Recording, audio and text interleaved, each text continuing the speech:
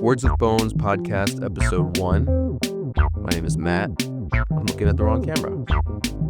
Off to a great start. Basically what happened is I felt that there just were not enough 31-year-old white men doing podcasts. Granted, there are many, but I just felt that one more would really, the market had space for a single other guy.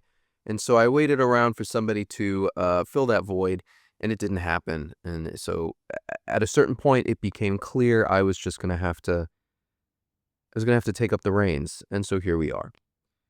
I don't want to get bogged down in an introduction or a self whatever, because the real challenge of podcasting, and this is coming from someone with not only no podcasting experience, but no real podcast listening experience, just a completely ignorant person in this space, as well as many others. But my guess is that the biggest challenge of doing a podcast is keeping it entertaining and keeping it flowing. So we will experience that in real time, myself more than you. That is why I don't want to do a whole fucking spiel, but there are a couple of things I feel like context that I should set before we just take off into this adventure, this journey together. So here's the background. I'm from New York. I lived in Seoul for the last 8 years, and then I moved to Bangkok about 3 months ago. I now find myself with a lot more free time than I was used to, hence this. So a little less than a year ago, I started a TikTok channel, which was very uncharacteristic of me. It still is. It's kind of weird how that happened, and it's something that I'm writing about on Substack from time to time, and I'm not going to get into the details. But what you should know is that as much as I'm not a podcaster, I am even more so not a TikToker, except now I am. And basically what happened was I began making videos about this, that, and whatever, but the ones that sort of stuck were the ones that I was making about my life in Korea and recommendations of places to eat and things to do. And a little bit of the strategy on my part was to promote my record bar, because I own a record bar in Seoul. I still own it, even though I'm in Bangkok. But setting up for that, the idea was that this TikTok could help drive some people there. It was an experiment, and I certainly never expected a social media illiterate zillennial such as myself to find any kind of success on that platform, and yet shockingly, I sort of did. So I got a bunch of really lovely followers, and I had a bunch of videos do well, and I've made some money here and there, not that much, but I should mention now, it's a good point to interject that I'm recording this live. And what that means is I have next to the camera that I'm filming this with, I have TikTok Live opened up. And there's not really a reason for it other than I intend at some point in this initial episode to, I don't know, maybe take some feedback, some questions, because how can I put this? Here's a ranking of things I'm not, from least not to most not, relatively. Let's see if this makes sense when I actually do it. So podcasting. I'm really not a podcaster because I listen to like one podcast, and that's very recent. I am not a podcaster. But even more than that, I'm not a TikToker. And far more than that, really the thing that I am most not, that I can think of in this moment, is a streamer, is somebody who does things live. And yet, in my TikTok journey, there were some times where I threw caution to the wind, and I opened up that live tab just to see what the fuck was going on. And shockingly, genuinely of shock to me, I would have some like good interactions and like some fun times with people. So much so that I would find myself doing it for an hour and a half, 2 hours. Not something I do often. But from time to time I do it, and it is surprisingly fun. The entire adventure of me trying all this new stuff, despite what you may already be able to detect is a really uh, heavy dose of cynicism, has kind of opened my mind up to social media and to these platforms. And basically, I've just learned a lot. I continue learning a lot. I'm trying to push the envelope bit by bit by bit. I had a podcast for a brief moment in 2020, a full 6 years ago, and it was with my younger sister, who is far more media literate, social media literate than I am, probably all kinds of media literate. She introduced me to this world. We recorded 5 or 6 episodes. It was really fun, actually. And then we parted ways just because I had to go back to Korea. That was, during COVID, etc. And we tried doing it abroad, and I don't know, maybe the tech wasn't there or I just wasn't aware of it. It was fun, and I actually feel like we had a good thing going. So I'm kicking this one off by myself, as you can tell. My intention is to bring her on from time to time, partner up. I also have a very close friend in New York with whom I have talked about doing this kind of thing together for a long time, and I think we have very good chemistry, and I think that would make it far more dynamic than a bored 31-year-old white man sitting on a sofa. But for now, this is where we are, and this is how we're kicking it off, because there's a learning curve with everything, and I'm at the base. So, lest you think that this is just going to be mindless rambling, I do actually have a topic that I want to cover today that I want to talk about, and it's something that I talked about in a TikTok video recently that got a big chunk of attention, and I could not address this aspect in TikTok. I'm going to preface this with some more context. The exact thing that I said I wouldn't do. But away we go. Here's the thing about TikTok. One who uploads silly little videos to TikTok, such as myself, is very much at the mercy, at the whims of the algorithm. Once you get you get indexed, actually, to really give the technical speak of it. Once you get indexed as a creator, TikTok basically tells you, or it knows what videos it wants you to make and what videos it couldn't care less if you make or not. And that's based on the audience and the people that engage. This is all about money, right? It all boils down to money. So the more people watch your content, the more people are seeing advertisements, except advertisers want certain types of people more than others, from certain countries, from certain ages, certain sexes, etc. So it's a delicate little dance that you have to find yourself doing between making videos of a nature that people find enjoyable and want to watch and want to interact with, but also steering that audience in a demographic direction that nets you the most advertisers, because once you reach a certain point in TikTok, you get a cut of that, you get a piece of that pie. It is not a big piece. And the size of the piece, matter of fact, fluctuates wildly. So wildly that there may be times where people decide, hey, this is volatile. And now that I live in Bangkok and don't have a stable salary, I could use some diversification in my media portfolio. Hence, here we are, right? Okay. I have things that I can and should talk about on TikTok, and then there are things that, I can do whatever I want, but I would run the risk of perhaps being taken off or losing my, my monetary whatever. And this makes it sound like I'm like doing some like Alex Jones controversy. That's not what I'm talking about. I literally just mean, like, if you say like slightly the wrong thing, things can go south for you very quickly. It's incredibly anxiety inducing. We will talk more about that in the future. I have to package concepts in videos that make them very short and very punchy, engagement heavy. There's strategy involved in every piece, right? That's the nature of a short form content platform. Now, my videos tend to be in the 5 to 6 minute range as of recently. To give a little more context on this, like I said, used to make videos about Korea and mostly just eating, to be honest with you. I would go out and eat and I would take a couple videos and stitch it together and give recommendations of very local spots. Local ones that my Korean friends would share with me that I found because I'm a very local style of eater wherever I go.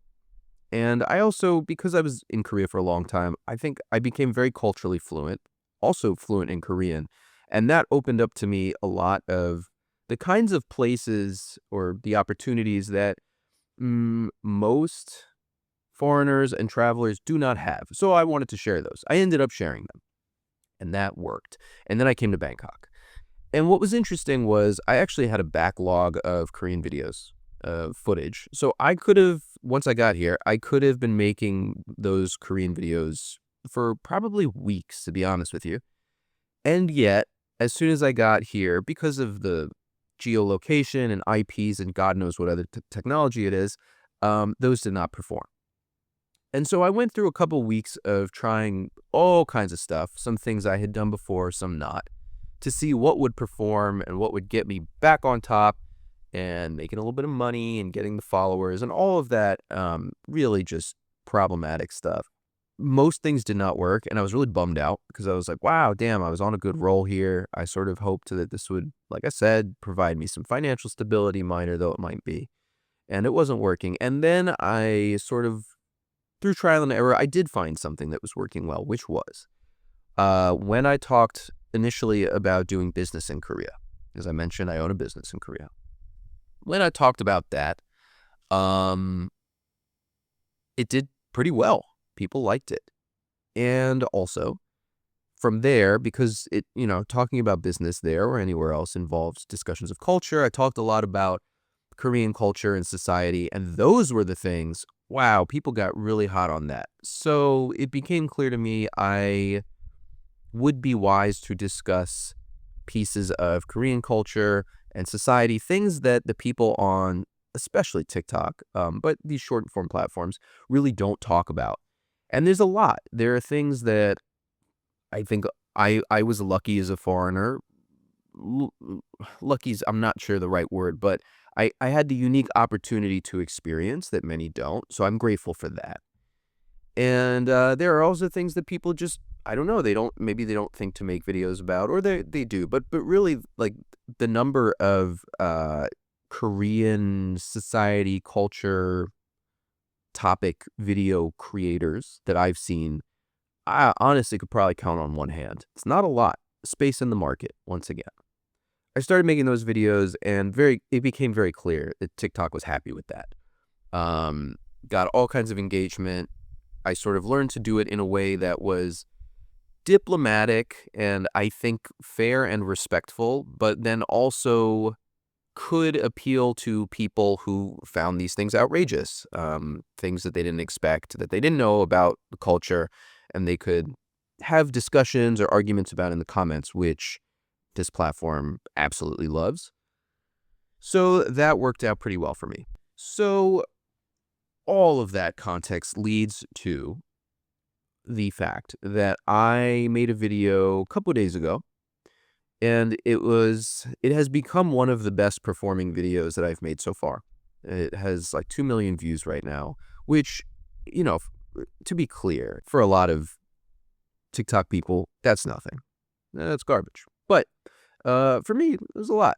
And considering that this is quite a niche subject, I'm going to take a break to just mention, and it's almost just for my own record keeping, my own memory, a souvenir, if you will, that my very close friend from New York, whom I mentioned in passing before, talking about that I would consider doing a podcast with, has joined me on the live. And I'm really glad to see him. And what I would like to say to him now, his name's Thomas, is that once I get the hang of all of this stuff, I look forward to incorporating him, because we actually had a fantastic conversation via TikTok Live the other night, 2 nights ago. And it was something that really inspired me to just fucking go for it. And so here we are. So the video, 2 million. and all kinds of other metrics and likes and the kinds of things that somebody who does what I do now has to care about, whether they like it or not. And what it was about was it was a video talking about how Korean food has become sweeter in the last decade or so. And look, if you're interested, you can check out Words with Bones on TikTok. That's where the video is. But to summarize it very briefly, Korean food originally was made with, traditional fermented pear and all kinds of things that would lend a sweetness, but not nothing like, white sugar. Things that were nuanced and lightly sweet and added to the flavor of the dish and very wholesome. And then in the last couple decades, there's been a shift to white sugar. The reality is that this is largely due to industrialization and American imperialism, and the military and the Korean War also played quantifiable roles in this. Don't doubt it for a second. But there is also discourse online, and this is what I referenced in my video for that sort of the aforementioned little punchy bit, little bit that people can really latch on to, that a celebrity chef, the most famous celebrity chef, his name is Baek Jong-won. He's the Jamie Oliver of Korea, and that comes with all of the context of who Jamie Oliver is as well. Loved and hated. But he's a mega celebrity in Korea, has been for more than 20 years. And he was famous for pouring a whole bunch of sugar into his food, Korean food, on his television shows and et cetera, et cetera. And he was so famous to the point that him doing that, many agree, had a substantial influence on Korean food as a whole. And so I do think it's totally reasonable. It's not just needless clickbait to say that he had an outsized effect on the sweetening of Korean food. So that was the discussion. That was the video. And again, it was like 5 minutes. So we're hitting these points. Bam, bam, bam, right? And I'll tell you, I finished the video, I finished editing it, I uploaded it. I make one every day, pretty much. And sometimes I make a video and I'm like, this one just kind of phoned it in, didn't I? Usually when I feel that way, they don't perform well. And then often I'll make one and I'm like, ooh, this was a good one. And I'll upload it and it won't perform well. That's sort of the magic of the platform. But this one, I was like, yeah, this is a solid video. This will be a fun one. Did not expect it to do the kind of numbers that it did. But it's always, hindsight is 20/20, but it's nice to do like a retroactive biopsy of these things, autopsy of these things. In retrospect, I understand why it did so well, because comment-wise, engagement-wise, let me tell you, a lot of people have a lot of things to say about the sweetness in food in Korea. Now, there was discussion about the sweetness of Korean food. Keep in mind, that's what the video was about. In fact, in the first 30 seconds, I mentioned very briefly and offhand, just as sort of like a disclaimer almost, I said, Western food in Korea is infamously sweet. It's notoriously sweet. It's almost like a meme at this point. But moving on, we're talking about Korean food today. All right. And there were plenty of people in the comments that talked about Korean food, and many said, yes, I felt this. I've lived in Korea, or I am Korean, or whatever. I've seen the food get sweeter in the last decade. I really hate it. Some people said, I've never experienced that. I only eat at home. My grandmother doesn't pour sugar in her food, which, yeah, I know she doesn't. And then some people said, I only experienced that because I was going to touristy restaurants, which is not true, and eating touristy food, which is also not true. That's the fun thing about the comments on TikTok. You really get all kinds, and a lot of them are dumb.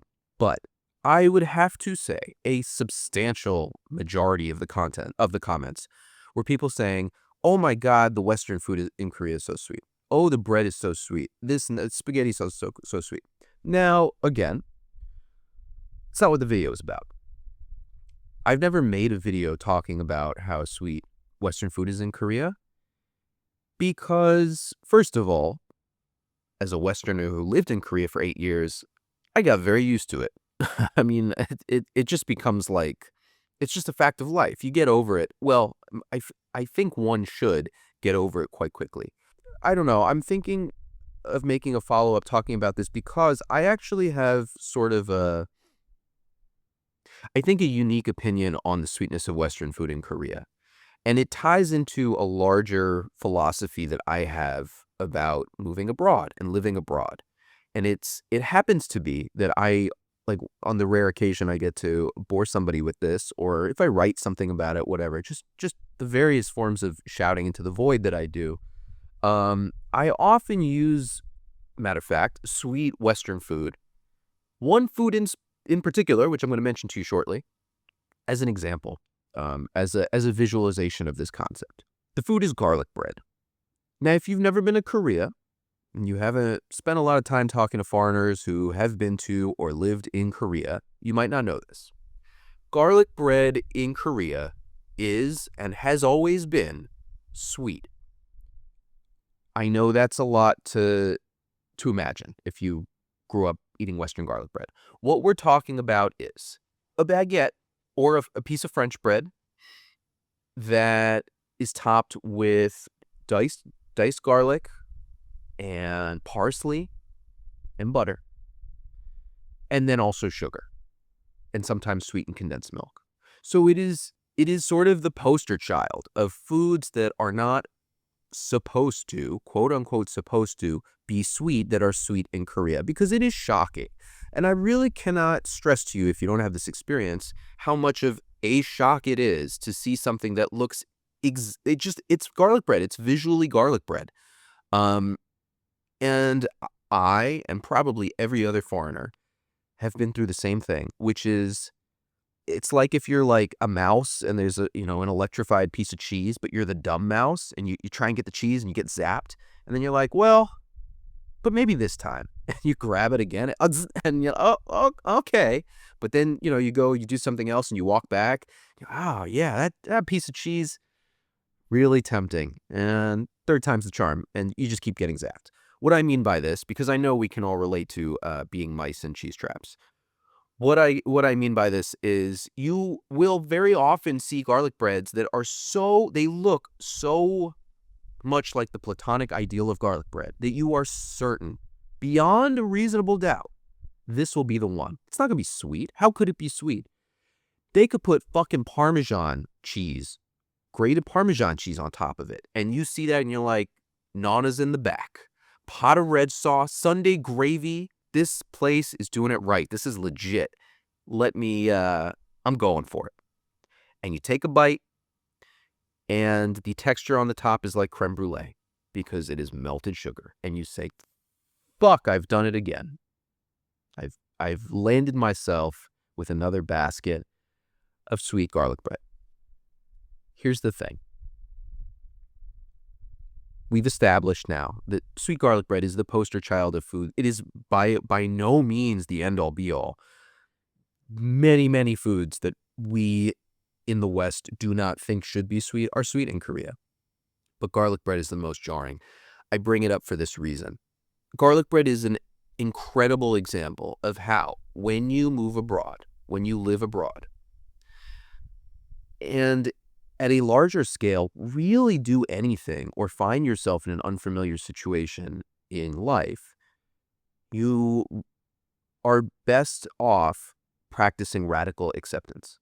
What you realize when you eat 15, 20 sweet garlic breads is you, as a foreigner, you could go around, you could tell every Korean you see, hey, garlic bread's not supposed to be sweet. Stop it. This isn't supposed to be sweet. You're doing this wrong. What you're doing is a crime. It's a sin against garlic bread. Don't do this. And I mean, most Koreans would at least think, go fuck yourself. They might tell you as much. My point is that you're not going to change anything because the local population likes it that way. That's why it is that way. They like it that way.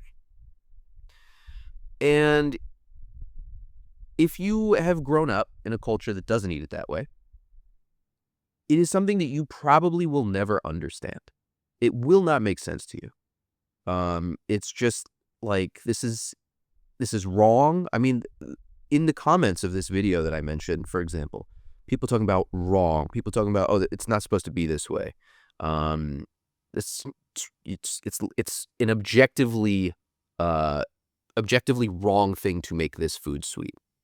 It's very hard not to think that way because anyone has been conditioned based on their own culture and their background to understand, to have a schema of what pieces of that culture is, including food. It's not reasonable to expect yourself to go abroad or go somewhere else and understand everything that you're going to encounter, because there are going to be things that, as benign as they may seem, as arbitrary as they may seem, really throw you for a loop, are completely foreign to you. And to go back to the sort of cognitive steps of this, you're like, all right, well, I don't understand this, but people like it here. The next step in that is where it gets dangerous. And I see this happen with a lot of expats and a lot of foreigners, etc., which is they say, well, I don't understand this. It's not the way it's supposed to be, but people here like it. So they're wrong. And something's wrong with them. And the way that they experience the world and who they are is wrong. And that comes with a value judgment, which is, that's bad. These people have bad taste. They're uneducated. They're uninformed. They don't know. They have fucked up taste buds, whatever. My point is that in my experience, the human mind, when it cannot comprehend something, when it can't really work it out, whether that inability to comprehend comes from a cultural background or whatever, it very quickly goes to, oh, there must be bad reasons about the people doing this thing I don't understand. There must be something wrong with them. They are the problem. And you can see how that mindset can grow and grow and grow into something very negative and potentially dangerous, packing a whole bunch of isms in there, obviously. And the most harmless effect, which is something that any expat can tell you they've seen in Korea because it's very common, is people living there, probably any foreign country that they're not super comfortable in, they shut down and they just go into a bubble and they just hang out with people that they know and that they're comfortable with. And they develop a really just nasty attitude about the place where they have chosen to live most times. I'm not talking about like political refugees, right? These are people who want to go, I don't know, teach English, whatever. By choice, they've decided to go to Korea, except now they're talking about, oh, but Koreans don't know how to eat and they're not educated about food and whatever. It shocked me how often I heard expats and people who decided to make Korea their second home also talked about Koreans in an incredibly disparaging way, a very negative, very patronizing, and provably false most of the time way. So what's the answer? You can't understand it. What do? You practice radical acceptance, which is to say, I don't get this. I don't have to get it. I can think it's weird. I can think it's funny. I can think whatever, but it is what it is. It's not going to change, or fuck, it might change. You never know. But for the time being, not likely. Once you develop that acceptance, you begin to then look inside yourself and realize there are no objective truths about garlic bread. Garlic bread doesn't objectively have to be any kind of way. The people who made it first, I don't know, probably Italians or maybe Italian Americans, they didn't make it sweet because they don't like it sweet.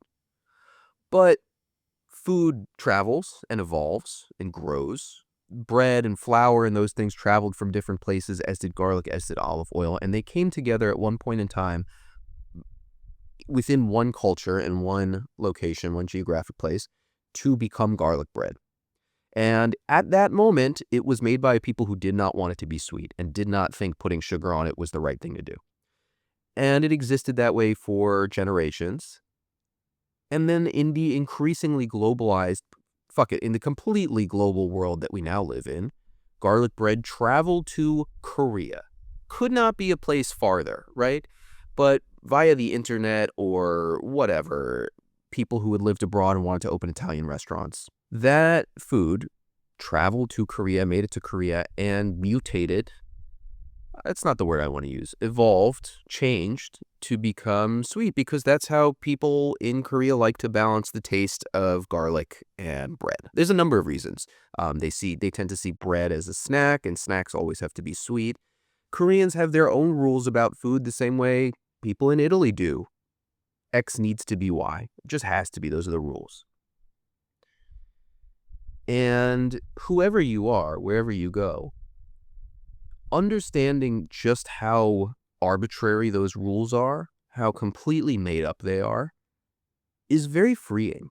Adopting that mindset, and it's not an easy one to adopt, but working on having that mindset makes you much more flexible in any culture and any unfamiliar situation you find yourself in. Because you've removed from yourself and from the situation the pressure of making sense of it. That's like the hardest thing to do as a human, right? It's baked into our survival instincts. I have to understand what's going on now. I have to categorize things. I have to make sense of things. And not that there's anything inherently wrong with that, but there are times in life where it's worth understanding I'm not going to get this. And I'm not going to get the people who get it. And I don't need to. I don't need to understand them. I don't need to understand this facet of them or this facet of what they're doing. I can just accept it as it is and then accept them as they are. Just like the snowballing of the sort of negative approach once somebody says, well, I don't get this, people are weird, right? As I said before, that those negative opinions and those feelings, they snowball. The ability to accept, to radically accept, also snowballs. You learn to accept more people for more things within yourself. And like I said, you begin examining more deeply who you are and what your background is and the things that you know to be true, which are not always so baked into objectivity. Garlic bread doesn't have to be salty or savory. Garlic bread can be sweet. I don't like it that way.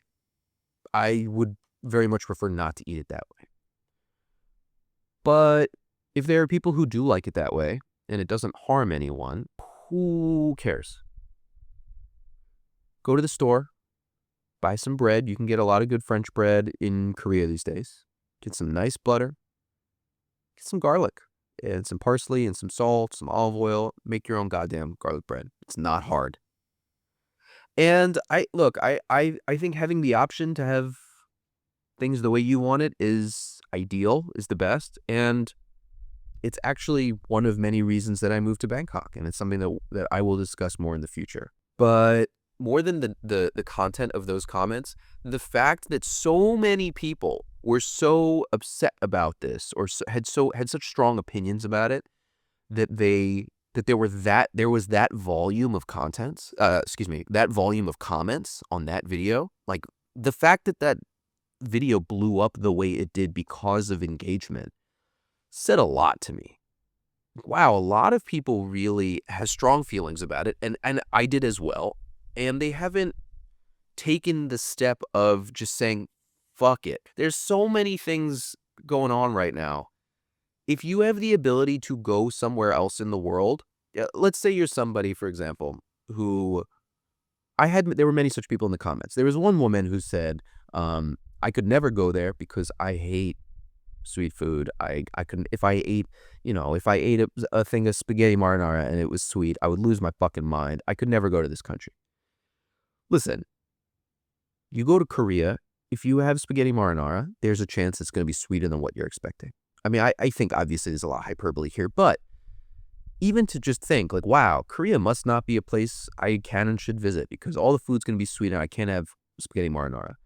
You are doing such a disservice to yourself. You're cutting off your nose to spite your face. You are denying yourself all of the amazing, positive, perspective-broadening, life-changing experiences that you can and probably would have there because there's something that you don't understand and are not comfortable with and have not yet developed the ability to just say, I'll accept that. I'll take that.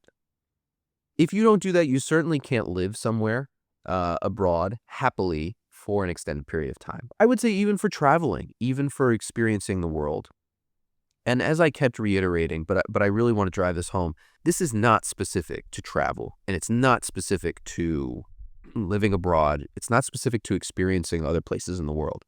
Um, this is probably it's going maybe a little bit farther than it needs to go, but so many of the problems that we have in the world, and as an American speaking about America, because Jesus Christ, there's a lot of problems. I think come from this same very core thing, which is the inability to just say, I don't understand why you do X, Y, and Z and are the way that you are, but I'm cool with that.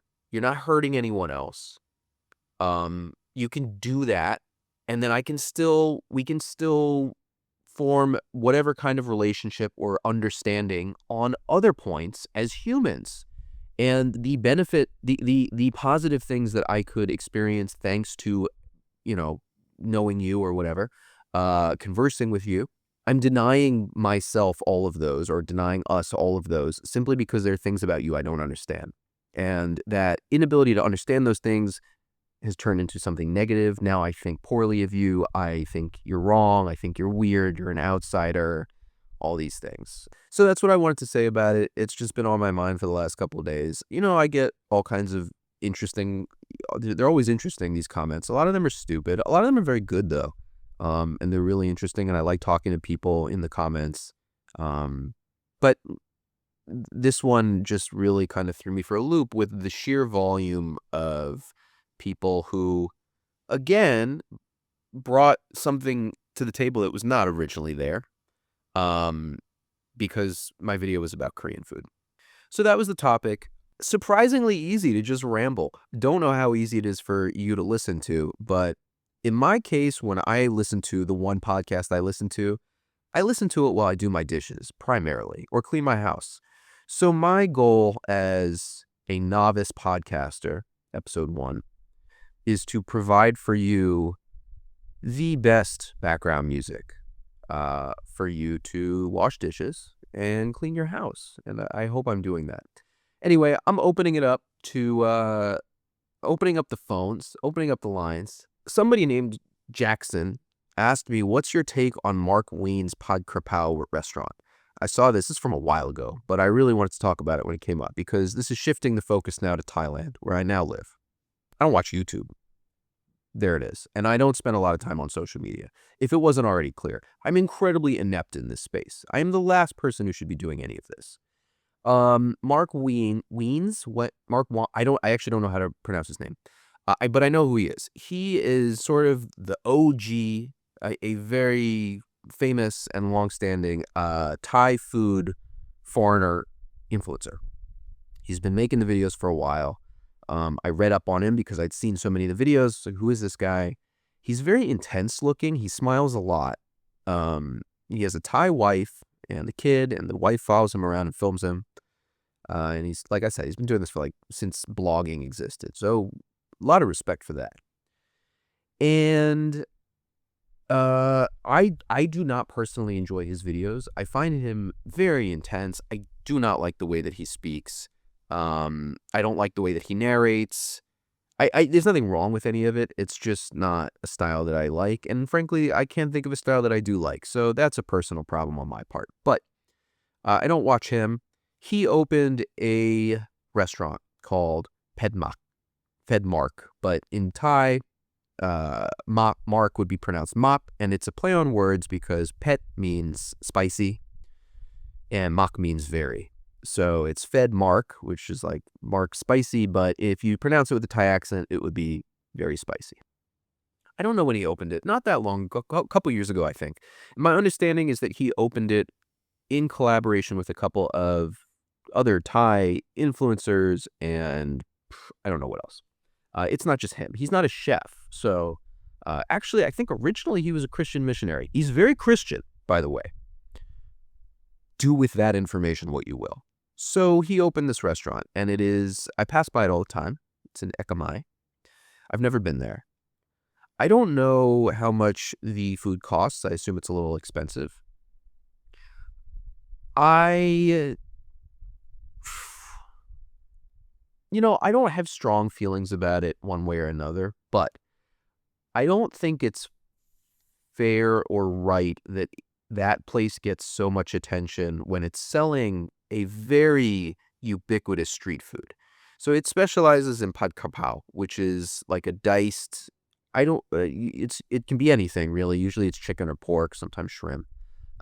Stir fried up with basil, holy basil or garlic. It's really good, and it's usually served with rice and a fried egg. And that is like this is just an anecdotal understanding based on my watching my Thai friends. That is like the most basic meal lunch thing that you get on the street in Thailand. That's a hot dog. I mean, I don't know what else to compare it to. Could not be more basic. You can get kapow pretty much anywhere, and it's great usually. And I think it's cool that he opened his own restaurant. I have no issue with any of that. I just feel like a lot of tourists are going to probably come to Bangkok and follow him and are going to go there and are going to try the kapow instead of going to the many, many, many street stands in any neighborhood of just normal local Thai people just hustling to make a living, but making very good kapow. And I think that's a shame. And I don't really, who's to blame there? Mark for making his restaurant? No, it's not his problem. The tourists for not doing more research? Well, no. I mean, they might not want to. Actually, goes back to what I said about radical acceptance.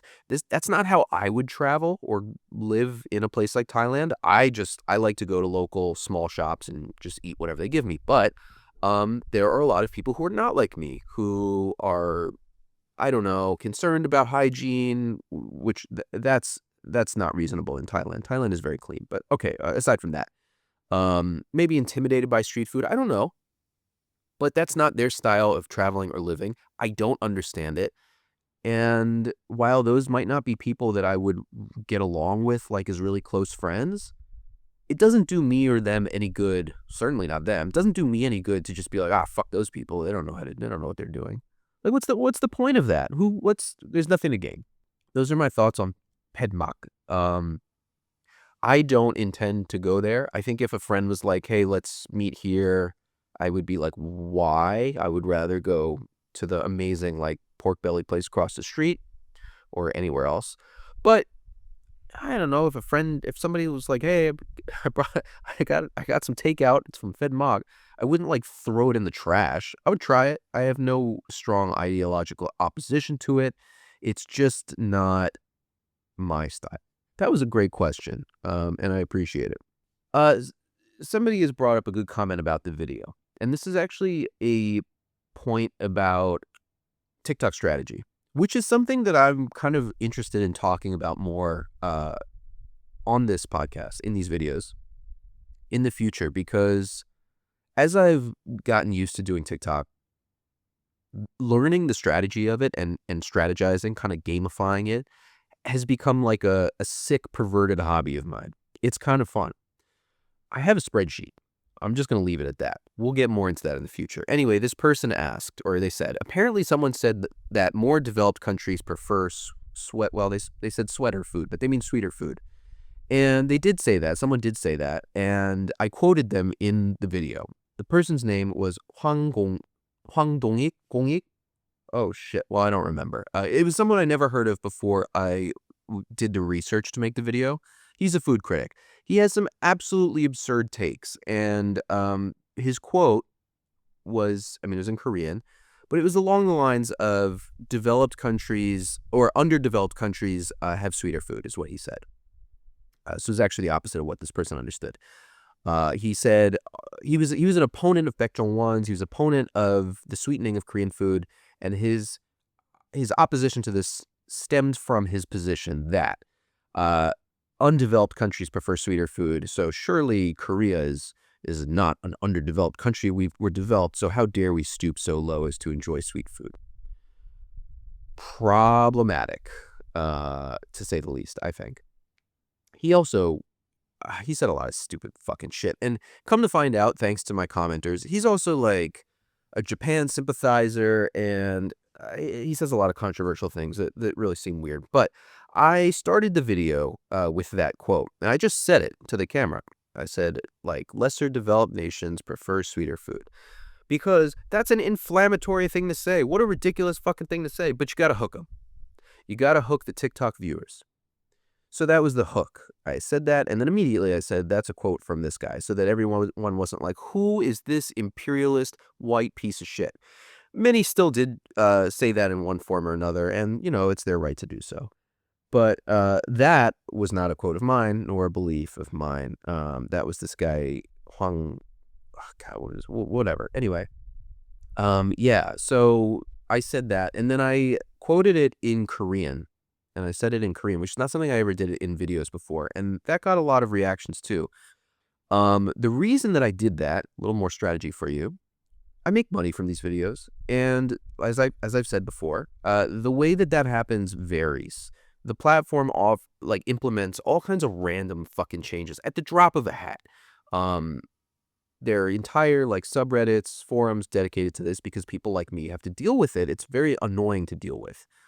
But they just rolled out a thing a couple days ago. My account is registered in Korea because I made it in Korea. So from their perspective, I'm a Korean creator. That's what they think of me. And they said if you make videos in your own language, your native language, which they think is Korean, you get an additional incentive. What the fuck is that about? I don't know. It's this whole campaign of K creators and Korean viewers, I don't know, more engagement. So they're trying to get Korean TikTokers, which they think I am, to use more Korean. And I was like, all right, well, let's see about this. So I contemplated making videos in Korean, which I could do, but that's I have this entire audience that is mostly not Koreans, and so that would be weird. And also, it's not as easy for me to make a video in Korean, obviously. I'm not a native speaker. So I said, well, let me test this and pepper in a little Korean here and there. And so that's what I did. I sprinkled it like a little sprinkling of gochugaru in the video. And sure enough, 2 times the rate per meal, RPM, what does that stand for? 2 times the amount of money I would have gotten, which, just so we're clear, was a piddling little amount. It was like fucking trash. And so it was multiplied by 2, so it was better. But I don't get to quit my day job yet, is what I would say if I had an actual day job.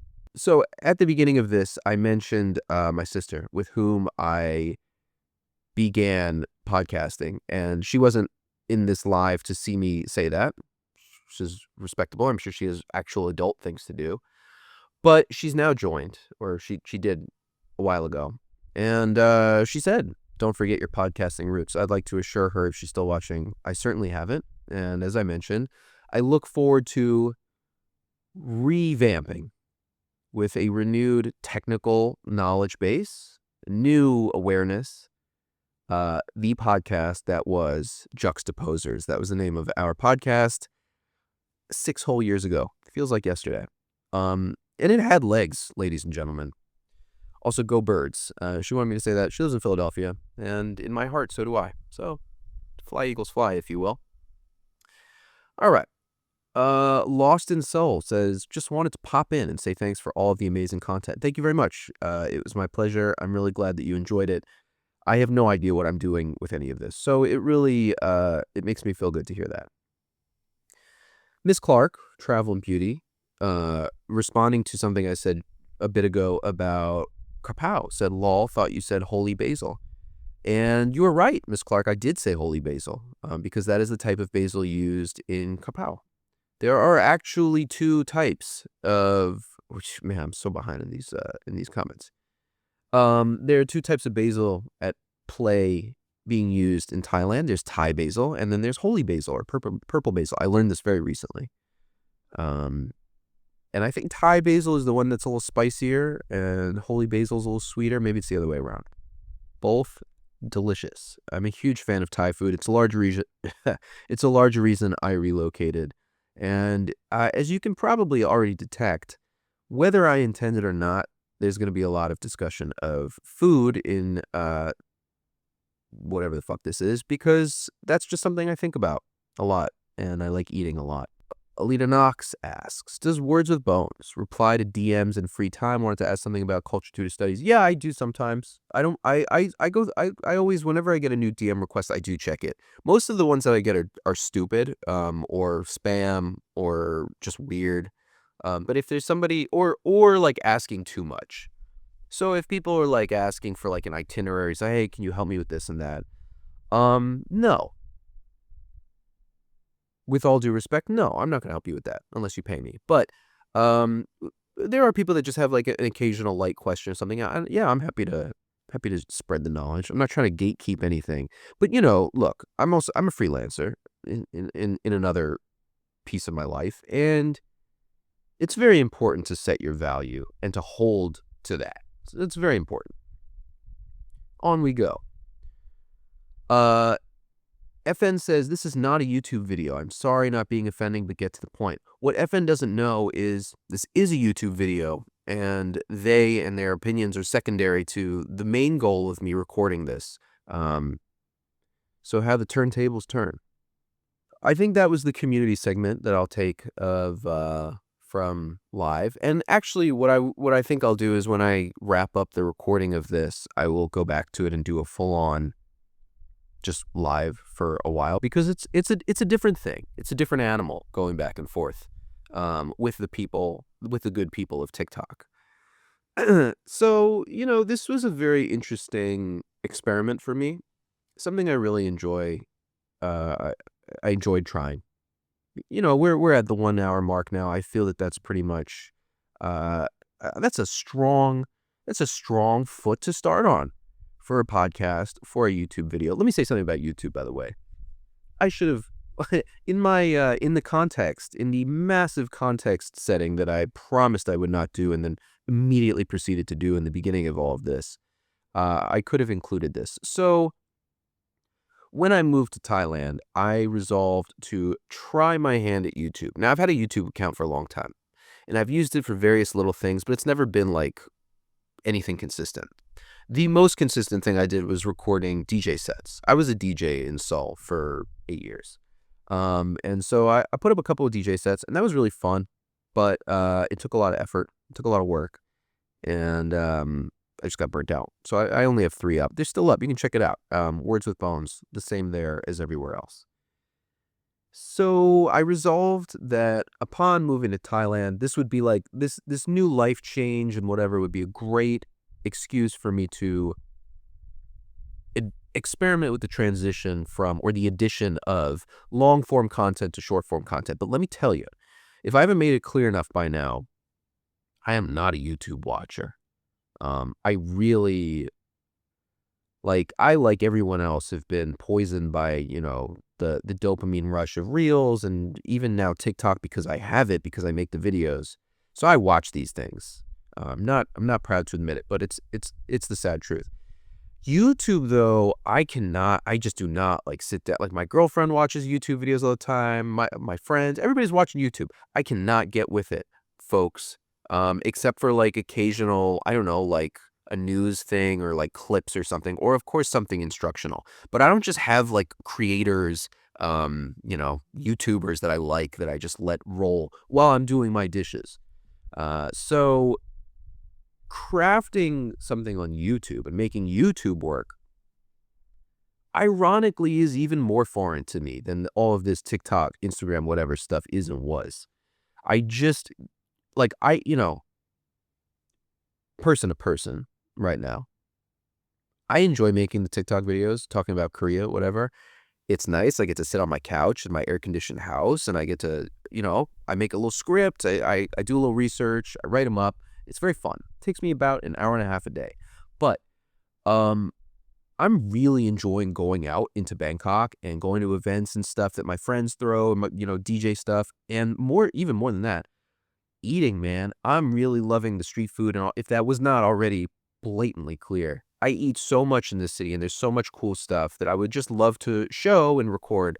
That does not do well on TikTok, and there's already a real glut of Thai food creators, whatever. So I'm not pushing it with that, but I would like if YouTube could be a place where I can do more just what I want, just the videos that I want to do that I know are not going to work on TikTok, but could also mess up my flow with the algorithm and mess up my monetization, et cetera, et cetera. So I wanted to do that. But I'm also, it was hard for me to get over the understanding that TikTok videos need to be like 14 minutes. I'm at And YouTube. I don't know how to, if I'm going out to eat pad kapow at a place, I cannot make a 14-minute video that way. Because let me tell you something, all of this shit, I'm not bringing this to the restaurant. I cannot do that. I can't be doing this POV, whatever. I'm not getting the meta glasses. It's not happening at the restaurant. What I used to do in Korea is I would just take videos of like everything and then, a shot of me like putting food in my mouth. And then I'd go home and I would record a voiceover saying, just weaving together something of a narrative arc and a description of the food.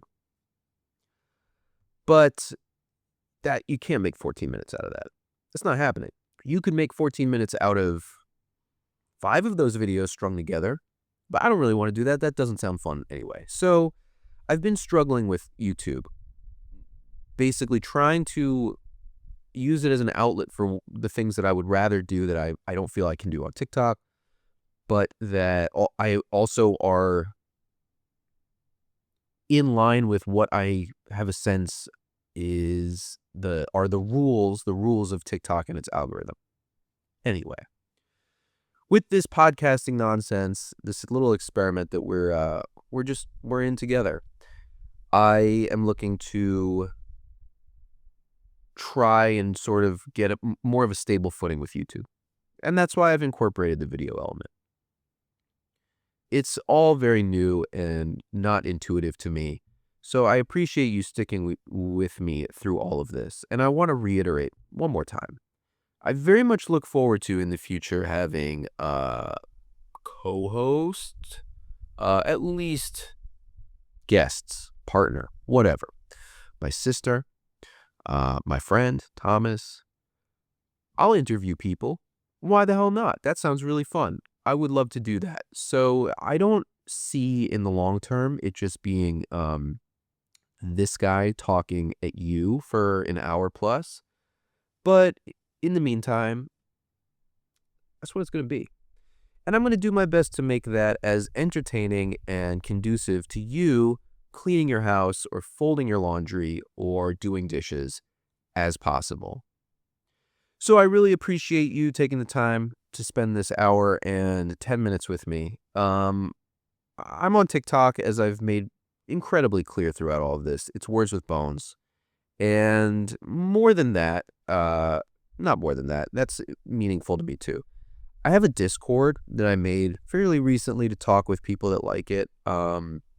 You can access that Discord through the link in my bio in TikTok, but I guess I'll also put it in the link in the bio here in whatever these platforms are going to be, YouTube and whatever, Spotify, et cetera, et cetera. YouTube, as I mentioned. And the last thing I'm going to plug is I have a Substack, and I've been writing more and more on the Substack. And matter of fact, in the last couple of weeks, I've been doing a weekly post about how I became a TikToker, such that I am. How all this shit played out, basically, because it's very weird and very interesting. I think it's interesting and not conventional, and so I wanted to share it because it's funny and weird, but there's also a lot of takeaways that I've gotten that I would like to share with you. So those are the platforms: Substack, YouTube, oh my god, so many, right? Discord, and then all of this. Thank you very much again. I have a lot of free time on my hands, which is to say, I'll be back soon. Until then, take care.